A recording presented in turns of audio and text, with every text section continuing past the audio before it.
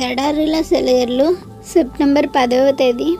యెహోవా నా పక్షమున కార్యము సఫలము చేయును. కీర్తనల గ్రంథం 138వ అధ్యాయం 8వ వచనం. శ్రమలు పడడంలో దైవ సంబంధమైన టీవీ వింతైన అలౌకిక శక్తి ఉన్నాయి. ఇది మానవ మేధస్సుకు అందదు. మనుషులు శ్రమలు లేకుండా గొప్ప పరిశుద్ధతలోకి వెళ్ళడం సాధ్యం కాదు.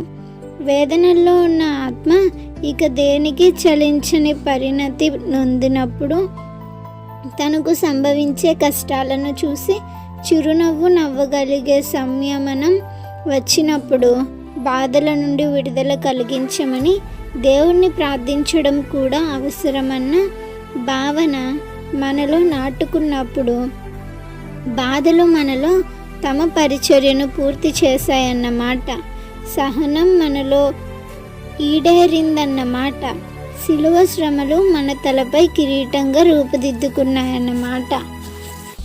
శ్రమల పట్ల ఇలాంటి దృష్టి మనకు కలిగినప్పుడు మన ఆత్మలో పరిశుద్ధాత్మ ఆశ్చర్యకరమైన కార్యాలు జరిగించడం మొదలు పెడతాడు. ఇలాంటి స్థితిలో మన వ్యక్తిత్వం అంతా దేవుని ఆధీనంలో నిర్మలంగా నిశ్చలంగా ఉంటుంది. మనసుకి దేహానికి సంబంధించిన వాంఛలన్నీ అదుపులో ఉంటాయి. మనసులో నిత్య విశ్రాంతి పరుచుకుంటుంది. నాలుక మౌనంగా ఉంటుంది. అది దేవుణ్ణి ప్రశ్నలు అడగడం మానుకుంటుంది. దేవా, నన్నెందుకు వదిలేశావు అని కేకలు వేయదు. మనసు గాలిలో మేడలు కట్టడం విరమించుకుంటుంది. పనికి మాలిన తలంపులను విసర్జిస్తుంది. జ్ఞానం సాధువు అవుతుంది. కోరికలు అదుపులోకి వస్తాయి. ఎందుకంటే దేవుని చిత్తాన్ని నెరవేర్చడం తప్ప వేరే కోరికలేమీ మనకు ఉండవు. అన్ని విషయ వాంఛలు నశిస్తాయి. మనసును ఏది కదిలించలేదు, ఏది గాయపరచలేదు, ఏది అడ్డగించలేదు.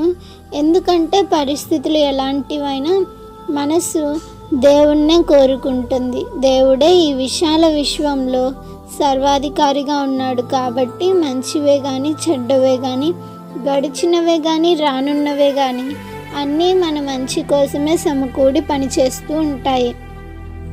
పూర్తిగా ఇంద్రియాలను లొంగదీసుకున్నవాడు ధన్యుడు.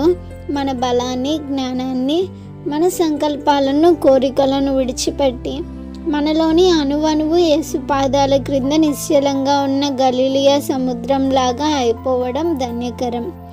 శ్రమలో నిరుత్సాహపడకపోవడమే గొప్పతనం.